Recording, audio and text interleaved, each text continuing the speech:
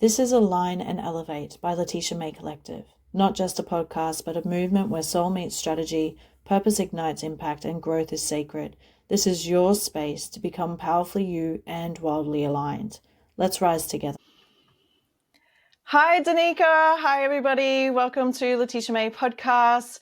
I'm your host, Letitia, and I'm so excited to bring Danikah Rose here to have this conversation. Danikah, I'm so thrilled. I'm so excited. I'm so honored that you are joining me here on this podcast. So that the audience knows who you are, tell us a little bit about who you are, what you do, who you serve, and why you do what you do. Thank you so much for having me here. I'm equally as honored. I would love to say something very corny, like it's long overdue. However, divine timing, and we always know this is true for us. So welcome to what is going to be a very juicy conversation. I know how you love a little bit of spice, a little bit of controversy, and a lot of truth, and just truth meaning from our heart, yes. The speaker, the people who are presenting this podcast, who are invested in this energy, the energy of authenticity. It's just so nice that there are other podcasts out there that are really bringing that the heart frequency in. So I'm really excited. I can say a little bit about me. I'll keep it pretty short and sweet because I want to cut to the chase, and long intros are always a bit bomb. So I am a very spiritual woman. I am a mother of 5, a very devout wife, absolutely obsessed with my husband. I love to throw that in there. And my key title is actually psychic business strategist. So I'm combining over 15 years in the digital marketing and normal business industry space, face-to-face consulting, online sales, scaling franchises, hospitality, events management, all the things. And that goes alongside my lifelong psychic skills as a medium predominantly. And then we now have just expanded into all these different areas and light language channeling and DNA activations. And it's kind of like a laundry list. So I don't really go there unless it's custom. So just so everyone knows, spiritual is the umbrella that I run under. And I work for God. I'm here for raising the frequency of the collective consciousness of Earth, specifically this collective of human beings that are here navigating what it looks like stepping into new paradigm in their energy, in their selves, as a family unit and as couples, and also from a business perspective, business marketing. Yeah, and that's my jam. Definitely vouch for that. Danikah, I've had the privilege of being able to work with Danikah, and she's guided me through this rebrand. And even we've talked about the strategy behind the podcast and everything that came into Letitia May Collective. So a lot of it was that beautiful strategy meets soul conversations, and Danikah really took me through the highs and the lows of that transition, because when we are transitioning, we go through this massive death and rebirth cycle, and there's all of this beauty and the tumultuous in between as well. So thank you so much for holding me in that space, Danikah. I really, really appreciate it. It came at such a perfect time, and always aligned, right? It's always aligned. This type of work really just like rips at my heart, because out of all of the trials that I've been through, and especially I would say in the last 10 years, I never ever foresaw, I didn't have that foresight. I didn't have that, like, I wasn't clear. I wasn't like, oh, yep, this is definitely the thing that I'm doing. I understood multidimensionality. I had all these skills and talents and these lessons and all the hard stuff that I've been through just culminating, and it just felt like I was walking along life just with a basket, and I was like, oh, we'll just put that in there. Oh, that one's painful. Yeah, that was a big lesson. And it was kind of like this massive just piling it all in and not really being sure of what the end result was supposed to be. And of course, I don't believe anything is truly final until we're not here anymore. Just my personal take on it. Souls are everlasting, but this human journey is quite complex. And just a little and bit. here we are. Yeah, just a little bit. I mean, and some of us get the short stick, and some of us end up with this really long stick that's like, here you go, you're going to travel around the world and you're going to help these people and you're going to be a steward of this mission. And we're like, okay, this is really looking like a giant big eucalyptus tree right about now. We're kind of like carrying around this massive big mission, the vision. And I like that analogy that's come through, actually, because it reminds me of the community, the branches, all of the things that are overarching for this one core thing that we've never known we've been working for this entire time. That's where I feel I am right now. Yeah, absolutely. And do you feel it's for the evolution of humanity and for the earth and everything that's in between with that? Is that how you surmise what that collective energy and mission is for and what we're here to do? I would say, and in the same time, there's like this humble thread that just weaves into my heart and says, yes, however, it's not of ego. It is of knowing that I've always been a steward of a message, and I dance around in the kitchen saying, I have a message for the world. And I mean, my family thought I was absolutely crazy. Of course, I was the black sheep. Of course. And it never made sense to me why I even thought that I had a message. I didn't know what that meant. And I just can see that it's just a simple little tiny little speck of dust inside of a massive forest, and even a seed that's like grown to where I am now. But I'm so connected to all of the things around me, and the people are what's important. So it's not singular. It might be a singular mission as to far as what do I want to create content about, who are the specific people I'm helping. But there's just so much moving out of the ego that's happened, especially since I've stepped into the online space in the last 3 years, where I went, it's not material that I'm here for. It is not the superficial. It's everything but. Yes, absolutely. So before we jumped on the podcast, we really got into a little bit of that conversation, didn't we? We're like, oh, quick, press the record button. I've discovered soul braiding this week. Oh, cool. Yeah. You always do some like funky shit that I never do. It's so funny. Soul braid. I just, as you're saying that, I'm like, oh, soul braiding, because that will also weave into the DNA and everything of you. So soul braiding is like really getting into another layer of your being, and periods where you might have felt lonely or lost, or mum might have gotten you in trouble as a child, and you've gone, I don't want this part of me. You disintegrate yourself, and you call in, whether it's a contract or something that might have happened ancestrally or in past lives or whatever, and it's ingrained itself within its soul and entwined its this is literally what we were doing. It's just not called that. Yeah, they must have like named the name of the modality or something. Yeah. Wow. And then you go in and you just you can align yourself to like past versions of you, your past lives and things that are really calling for you. So if you were a dragon, the emerald dragons, for example, was one of mine. I just came across an owl the other day, and the owl wanted to integrate with me, which was really beautiful. I was using discernment with that, but she was gifted to me from spirit, so I know it was her. I felt you. Yeah. We're so telepathic, it's creepy. I was like, oh, yeah. And you're like not even saying the thing. And then you remove certain things. But gosh, the removal. I usually use language like soul fragments or fragmentation, but that's my own, like, anyone can say they have a modality, and most of the time we're doing very similar things. It's just, are we trademarking it, or are we just allowing it to be whatever we're saying it is? Like, I don't know. I'm not completely anti-label, but you know me. Yeah, no. So a part of it, like I said to him, like I do this in deprogramming belief systems and structures. Like, and they're like, yes, it's the same thing. It's like, exactly. Oh, right. Okay. Yeah. So however, like, I do believe that people are drawn to certain modalities based on the language that they're using. For example, any guided meditation that I would ever do is completely different to how someone else is saying their guided meditation, even if the result is energetically the same.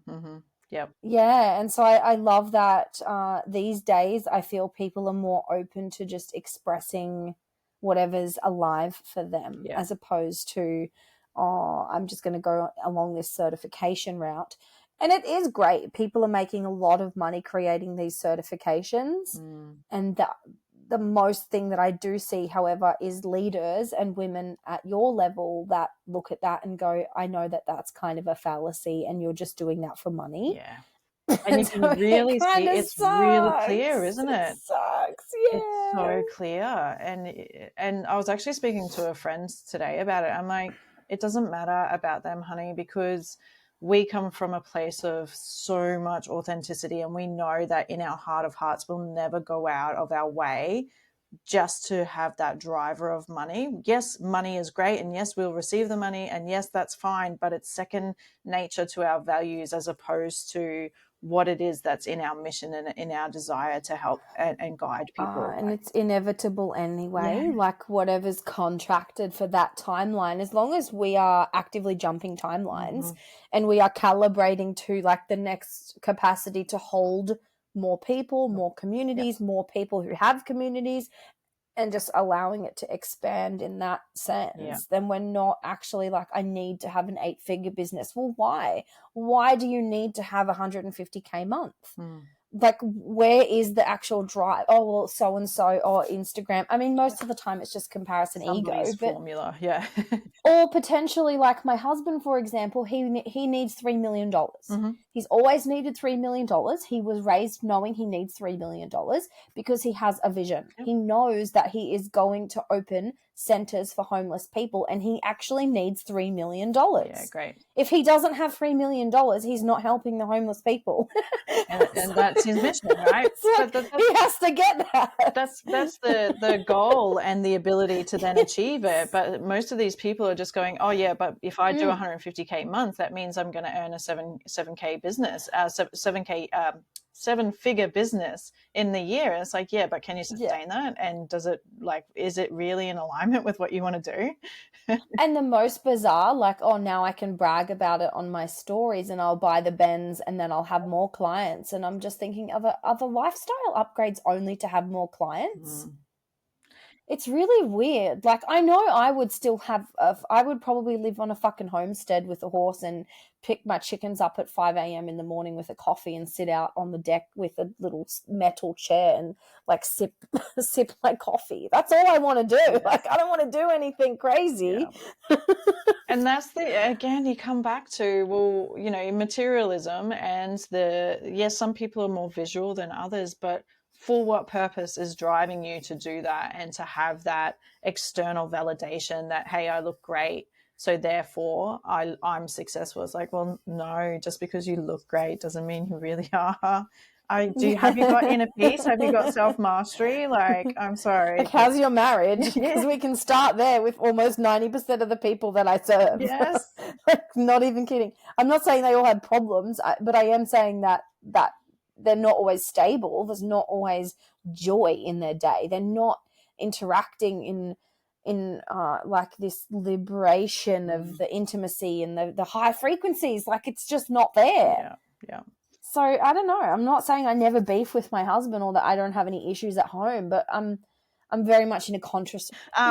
So tell us a little bit about what is really I'm going to use the word inspiring you at the moment, that you feel like the listeners need to hear to be able to understand more from your perspective. And I've also got vocals coming through for you as well. Like, you share your message through vocals as well, don't you? So there's something there that it's like the message is loud and clear. I'm like, it's here. I love that you even said the last bit, because that's exactly what I was kind of like transmitting at the same time. I went, oh yeah, I'm ready to speak. Yes. Like, I'm actually ready. And it's not like, I have to highlight this for listeners as well. And I want to reframe it so it isn't about me, and it's more from that angle of, if you are listening to this, so cliche but true, but if you are listening to this, which you are, if you've gotten to this point already, congratulations, and hopefully the rest of this blows your mind, because really what it's about is us knowing and trusting that we're always actually ready to be speaking in each divine moment, that there isn't a final destination. There's not this, oh, well, now I'm ready and I wasn't before. It's just that now I feel even more ready than I did before. And so that excites me. And what inspires me is the neutrality.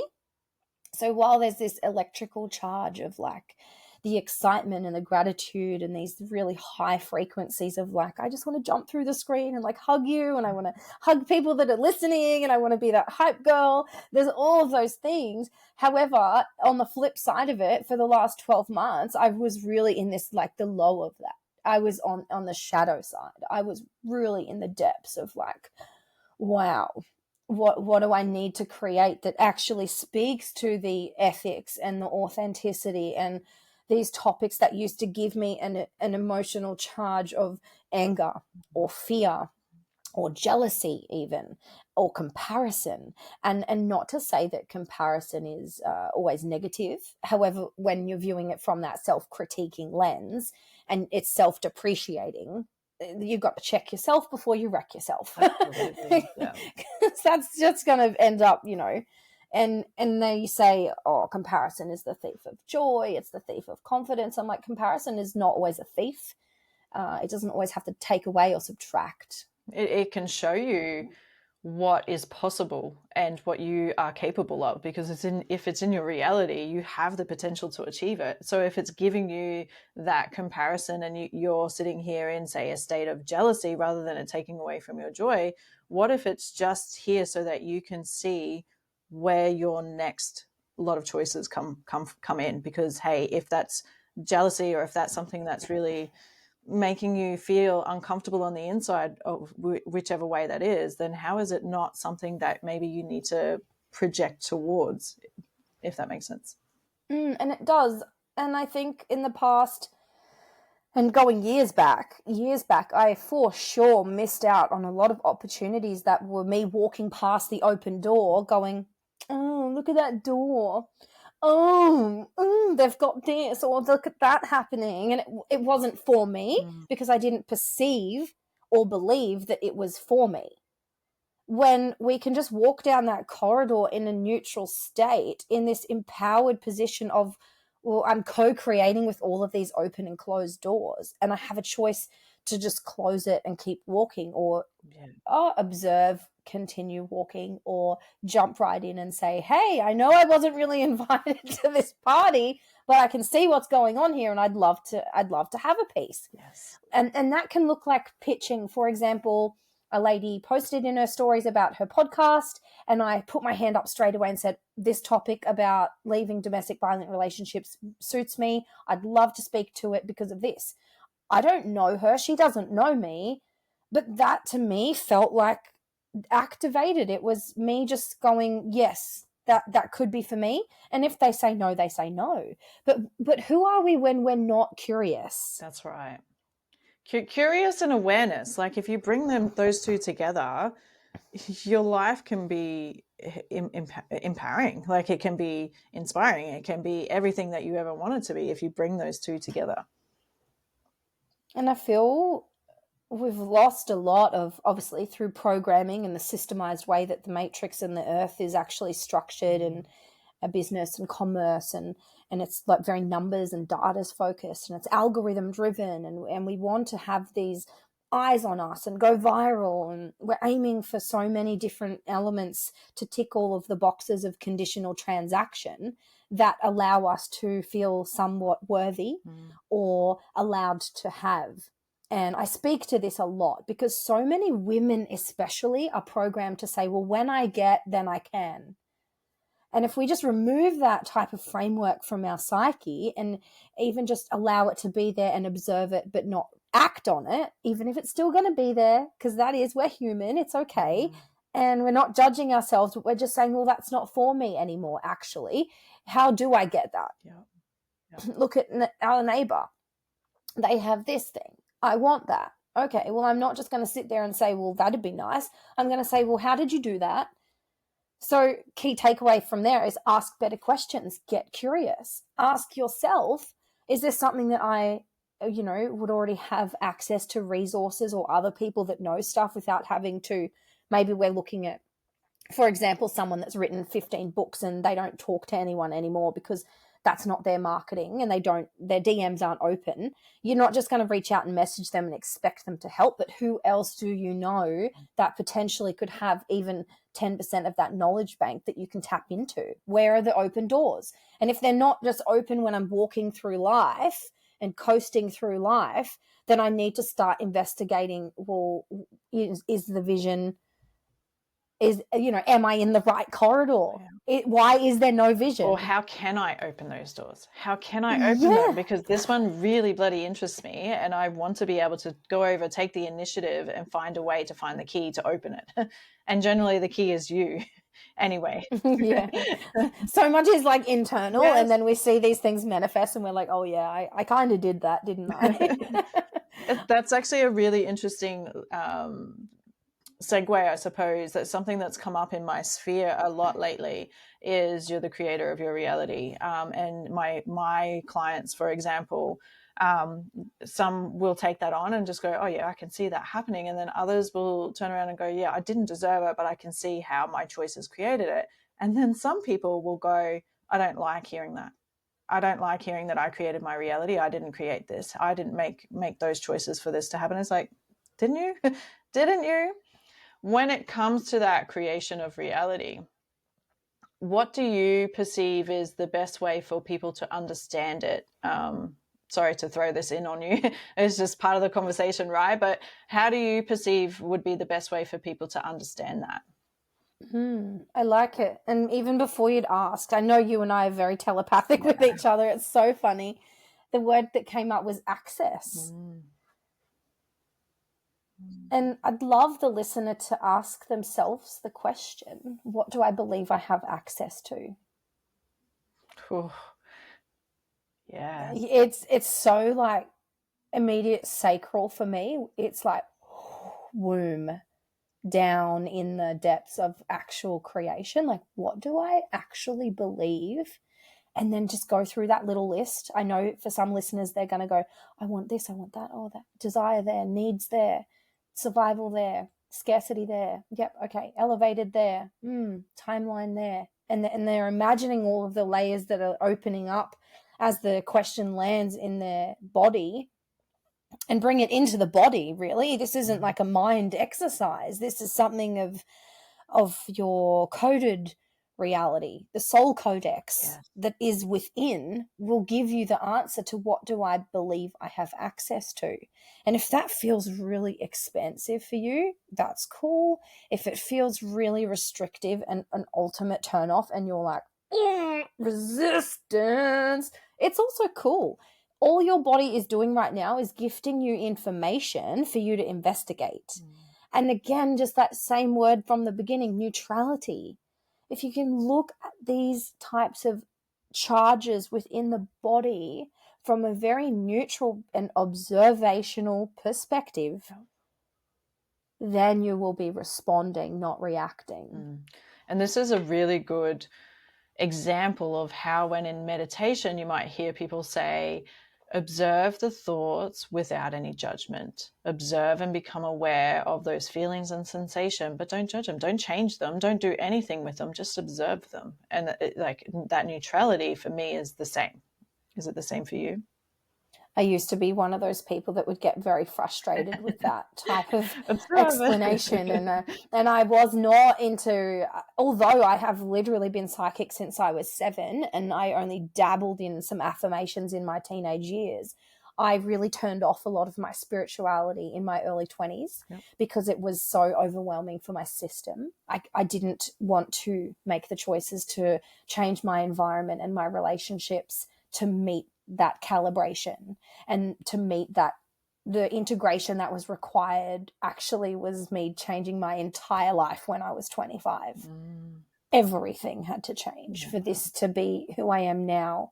And just to rewind, it's really, for me, pardon me, something that frustrates me so much. I'm even like, throat chakra. I get very, very frustrated when I know there are people who have crucial information to see the change and to see the results for people that they're giving information to, and they will skim the surface to make the sale. And they're going to tell you to just not judge the feeling, but they're not telling anyone how to do it. And this how to, I understand as well that it is my formula as a 4/6 projector in human design. It's part of my gene keys gifts. There's all of these things that are literally ingrained within me to give the how to. And I am so open and willing to see the perspective of, but we have a business to run. So just get it done, and you don't have to give them it all at the same time, and maybe you need to hold back. However, I just note that there are so many people that are holding back the magic keys from the scope and the lens of scarcity. Like, I have to hold this information in, because if I give too much, then I'm useless, or I'm not going to be wanted anymore, or I won't retain the client anymore, or they're not going to re-sign with me for the next program that comes out, because if I give them that module, then they're not going to need that next course. Or it's so strategic, and it's so far away from what the soul is encoded to do, which is to build networks within energetics mostly, and the consciousness of people all around us. I mean, this is going to get quite complex too, because I can feel how many threads it's connected to. Yeah. I will try to rein it in as much as I can, because I'm not in the for the sake of withholding the information. However, when transmissions are complex, it can get quite confusing for people that are not used to absorbing things that are very like, whoa, it gets really intense. So keeping it on that track, sometimes when you're hearing information and you don't know how to, and you're not in the space of asking for clarity or actually receiving support, you're not going to ask an effective question to get the result, to understand the process, to see the embodiment of it for yourself, to actually move past just the cognition and the knowing and understanding what they're saying, to you taking the actions and then seeing the results show up, manifest in your 3D reality. Yeah.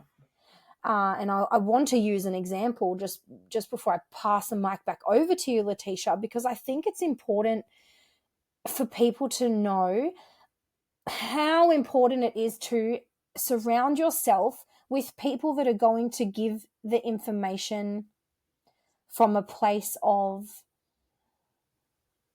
trusting that there's always enough and that there is always more.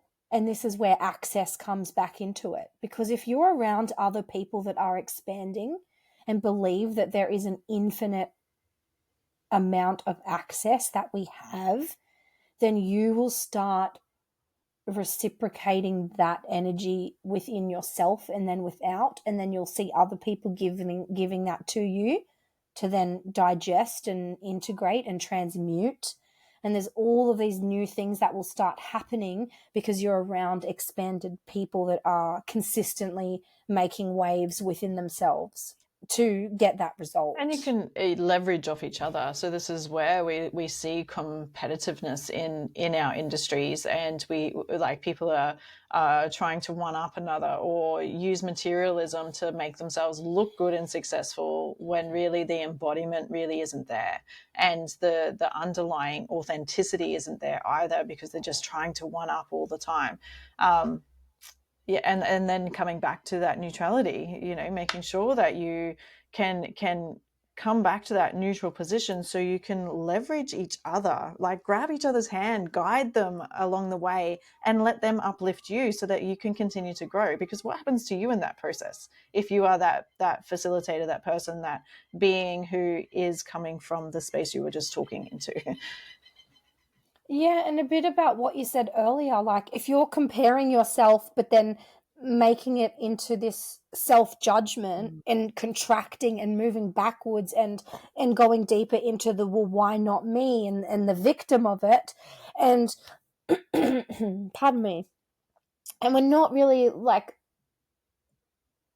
looking at it from this perspective of, well, is there a way that that's achievable for me, and why do I want it? like just asking these effective questions and learning how to stay neutral with the question and the answer, and being able to investigate that within yourself. And I will say, I was not in a great situation 12 years ago. I was overworking, and yes, I bought my first house when I was 21, but I was a workaholic. Mm-hmm. I was scaling a hospitality business up to $4 million per annum. And that was not an easy feat for, you know, a 19 to 20-year-old. That was something that I really wasn't aware of, that was actually leading to burnout, that was not investing in myself, even though money was there. Notice how the money's there, but what else is there? What else is actually going on? And what is the driver for that? Like, was it great that I had a house when I was young? Yes, but was it like this kind of like materialistic thing that was making me charge along a lot harder than other people my age were? And did it even matter that maybe they weren't doing that? And notice how it's just like dipping your magic and dipping your business into everyone else's business. And if anybody wants to look at their own business, check out the work of Byron Katie. She goes on about a lot of this stuff with the work. Specifically, that's part of her framework. And it's really about like, how do I stay in my own business, and a little bit on more of an extreme side of looking at projections as well. And if I'm saying this thing about that person, then what is it about me that I'm believing? Yeah. And where are these stories coming from? Where are the stories connected to? Where are the stories going? And there's just so much. And how have I created this in my reality? Exactly. And my reality used to not exist of any time to even sit around and ponder any of this. I was not in a self-reflective state. I was being reactive. Obviously, my age, I was quite immature because I was basically a kid doing a lot of adult things. And so if any 19 and 20-year-olds are listening, I'd say, give yourself another 10 years. Like, take your time, sis. There is no rush. It doesn't even matter what age you are. No. Yeah. And no matter what, like, the ultimate outcome can still be achieved, as you said, no matter what age you are and where you go on this journey. What you set out to do, you can change your career just like that. You can just, at a moment's notice, you can decide to go completely somewhere else. And I think that comes back to the self-awareness. What lights you up?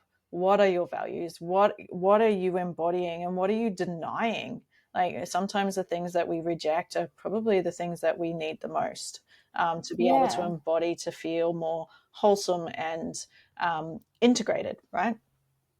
Yeah, and what do you believe you have access to? Because if you believe that is so out of reach, and you're like, I don't know how that could ever happen, I don't know how I could ever look like that, I don't know if I could speak like that, if I could feel like that. And another angle as well, like, before we wrap anything up here, I also just want to throw in like authenticity with the AI. There are so many, these like whole 7-figure, 8-figure mentors and all of the coaches and everyone online. So many people are using AI to create their content, and there's no harm in it for like efficiency and maybe even just like pumping out the amount of volume that's required to stay relevant in the algorithm. And it's all very tech based. It's all very strategy. If anyone's sitting there going, oh yeah, I believe that I need to do that, I want you to say the affirmation, my energy precedes the strategy. Because your energy is at the forefront of everything that you'll be creating from. That's the foundational piece. And strategy, yes, that's really important, but there really is no comparison between what humans are doing and being to what is the bot telling me. What is the bot in their content giving me as the blueprint for how I'm supposed to be moving forward in business, success, life, relationships, sex, money, kids, parenting, however that is presenting? How am I training myself if the content that I'm absorbing is how to from an AI bot? There's just a lot of questioning that can happen. So are you scrolling too much? Is there some way that you can just, again, focus on your own business? Look within yourself. Where is your blueprint? Activate your soul codex, forgetting about the consumption, which is actually the root cause leading to the comparison. Like, the comparison isn't even the problem. It's like, what are you actually consuming? Yes, yes, absolutely. In terms of AI and socials and algorithms, I'd love to pick your brain, and I suppose if the audience hasn't been made aware yet, the change that the social media is going to make. I think maybe by the end of the year, with within Australia, with being able to access your Instagram, your Facebooks, your YouTubes, and the digital ID that's needed to come in. Do you know much about that at all? A little bit here and there, because I am a strategist and Yep. I do work with global businesses. It's very important for me. What's that saying?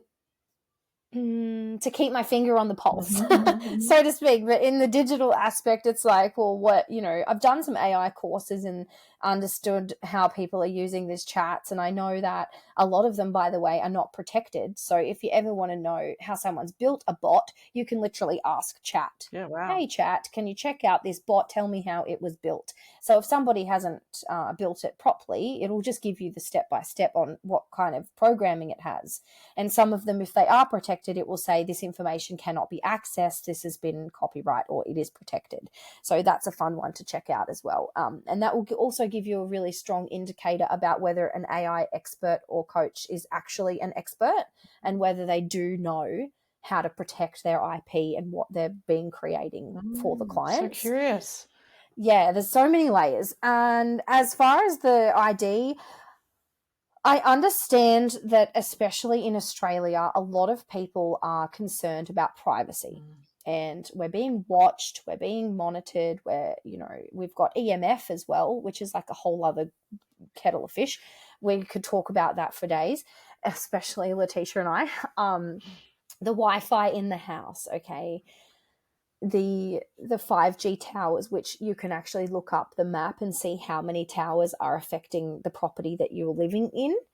And I just want to say that regardless of how much ID you need to upload, You're still being chased.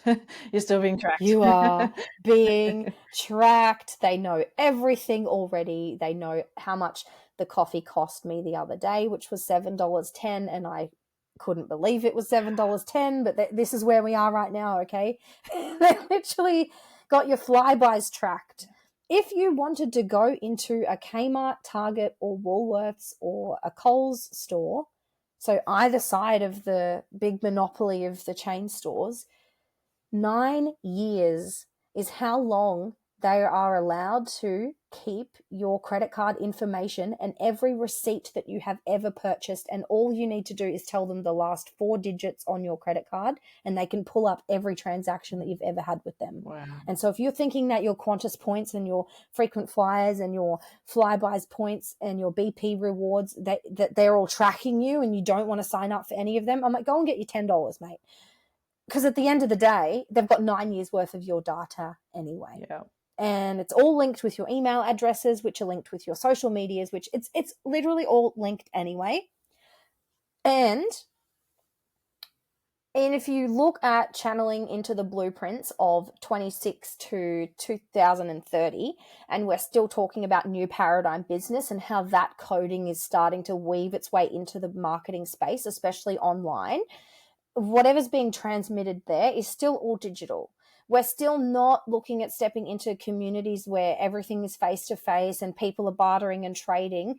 While that's very advantageous, and there's a lot of spiritual people that are pushing for that agenda, and I don't think that it is out of reach for a lot of people. However, it is not going to be the way that business will be monopolizing the entire overall. This is how business is now because the world has collapsed. That's not actually what's going to happen. We're really stepping into such a digital age that if we're not keeping up with, and it's not to be obsessing over the trends or making sure that we're performing for the algorithm, it's just where our intent lies with how we interact with digital. Like, that's really like the important part, and that's because it's not going anywhere. Yeah. It's not disintegrating, it's not transmuting, it's not transforming into something more minimalistic. It's actually the opposite. And so if we're like, oh, I'm opting out of Facebook and I'm opting out of this or whatever Yeah. platform that we're thinking of, the population is still growing. People are still expanding on how much tech they have. There will be no access to 3G soon, and we're moving away from these block phones. You won't even need a SIM card eventually in your phone, because right now they also don't. They just haven't told everybody that that's the tech that's available.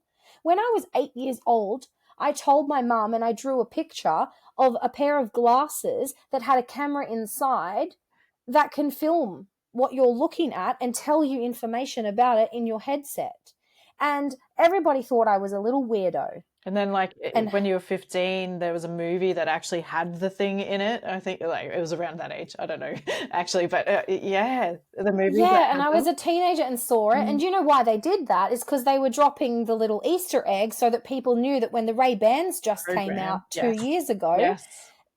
Yeah. and the Apple is connected and the Garmin watches, and you can take photos with all these devices. And your retina, I think it was Japan a couple of months ago, they've actually created now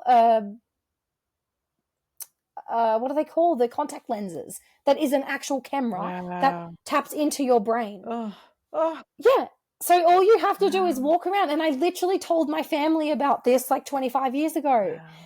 So no new thoughts are really being thought. It's just like, well, these are actually technologies that were available thousands and thousands of years ago that then got wiped out, and then history rewrote itself Do you magically know, I was just according about to to say the some same thing. I'm like, this has been available history. forever if you really want to go down that rabbit hole. But anyway, Yes.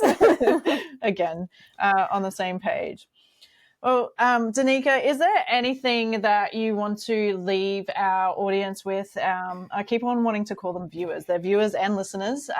With today, is there a takeaway that you'd really like to leave them with that maybe you can share with us at all?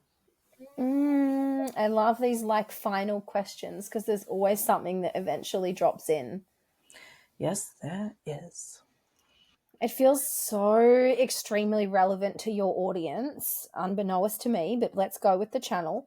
Horses and the high frequency beings of animals. Oh, Yeah. So nature really is showing us so much about cycles, and we're just missing the point. And while we can get on podcasts and we're talking about the digital age and ethics in the industries and a lot of this mind shuffle, just stay grounded to what is actually important. And the horse, the spirit animal of the horse, is very poignant for whoever. There's at least a couple. I'm vibing like 4 to 5 people that are literally going, oh, this must be a sign for me. And I've even got like the itchy head thing going on, all right? And so it's a thing. When we tap into wherever you go throughout the day as well. And the subconscious question, by the way, just for the listeners and viewers, that I asked myself is, well, what does this collective need to hear? And then I throw that energetic net around the collective, fully trusting that whoever's in that field are the ones that are going to need whatever I'm about to say. And it becomes this kind of like a wave. It's almost like a boomerang effect where I'm like, all right, let's bring it in and then send it out and bring it in and send it out. And you might have to do that quite a few times. But this can happen when you go to the shops. It can happen at school pickup. It's like where I'm going right now, I'll be saying the highest timeline thing that needs to be said. Mm-hmm. And that's part of nature. It's breathing life into these environments that you actually go to, understanding that you're constantly channeling. Yeah. That all the movement, the vocal cords, the expansion of your breath and the contraction of your breath is actually moving the energy of the entire environment. When a baby is seated and the zygote, poof, and there's that catalyst and the bang, and all of these light codes just flood in. If anyone wants to know, check out Dr. Courtney Hunt on Instagram. She talks about the zygote a lot. Ooh, okay. The light frequencies. Great. I'll give you a link, yes, and we can put that in the description. It's absolutely incredible information about how our bodies are, affected by the sun and all the things. But that real point is, when that happens and the baby is there, within 6 to 7 weeks, they actually get a heartbeat. And what do we know about the heart? It actually generates its own electromagnetic field around the heart. So every tiny little fetus that is literally still a clump of cells, it doesn't really matter what we want to sugarcoat it with or what we want to demonize it with or whatever we want to talk about. We're just talking about biology here, like just the basic foundation of it. They have a heart. That beating heart has an electromagnetic frequency. And it is sending a pulse out into the environment. So imagine all the ants that are on the ground and the bugs that fly past you and the butterflies that are still in their chrysalis and the moths that are growing out the front of my front door right now. Massive sign. It's just amazing. It's just amazing. Like, how many trees are full of spiders? How many, like, rodents are in the grass that you're just driving past on the highway? You are literally full of life at every given moment. And this comes back to creating your own reality, because you're sending out those pulses into the universe for them to come back. And so all the spiders and the ants and the horses and everything. And if we just work together, and this is a beautiful way of being able to sit with awareness and go, oh, this is in my reality. Wow, look at this. Wow, look at this. Okay, this is actually, for me, everything does mean something, and it means nothing at the same time. So you can put whatever meaning you want on it, but this is a beautiful way of bringing in the ability to connect. Like, everybody has the ability to do that. I'm here for it. I'm here for that vortex. I'm here for that co-creation. I'm here for all the souls that are like, yes, and the souls that are like, no. And like, we're literally all one, yes, regardless of however the mind is wanting to perceive all of these things. Yeah. This collective is moving forward. We're moving and we are ascending, and there is no stopping it. Absolutely nothing is going to get in the way of this ascension and the expansion of that. Woohoo! I'm all here for it. Danikah Rose, thank you so much for coming on our podcast today here at Align and Elevate. We're going to put in all of your links below, including the one you were talking about before, about the goats. That'll be really interesting for the listeners and the viewers to follow along, and for me too. So thank you. Thank you again. Really appreciate your time today. Totally. Take care. Thank you so much for being here with me today on Align and Elevate. If this conversation spoke to you, I'd love for you to share it with someone who needs it too. Make sure to hit subscribe so you never miss an episode. And if you feel called, leave a review. It truly means the world and helps more women find this space. You can always come hang out with me on Instagram at Letitia May Collective for daily inspiration, or visit my website in the details linked below to explore my offerings, ways to work together, and all things the Letitia May Collective. Remember, you are powerful, you are purposeful, and you are never alone on this journey. Until next time, keep aligning, keep elevating, and keep coming home to your truest self.